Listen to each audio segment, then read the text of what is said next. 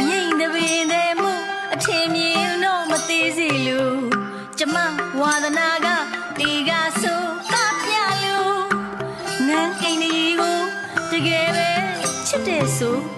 ဟောဟိုအနာတကယ်ပြီလားကြည့်လေကိုအငိမ့်သမားလေးကိုချစ်ပါနန်းအိမ်ကြီးကိုချစ်ပါရီးစားတယောက်တော့မြန်မြန်လေးအမှန်ပင်တကယ်လို့ဟိုတောင်နာကကိုဟာ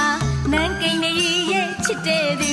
ဖြစ်များဖြစ်နေပြီလားကျမလှမ်းကြည့်ကနေပြီအကိုဒီတောင်နာကမောင်မောင်ရဲ့နန်းကိန်းကြီးရဲ့ချစ်တဲ့သူတကယ်များဖြစ်ရင်သိကောင်းလို့မဲ့စိတ်ကူးနေတဲ့ကြိတ်ပြောသလိုကျင်ကျင်နာနာကျမကိုတကယ်ချစ်မြတ်တာပို့အဲ့ဒီလူတယောက်ဟာလေအမှန်ပင်ကျမရဲ့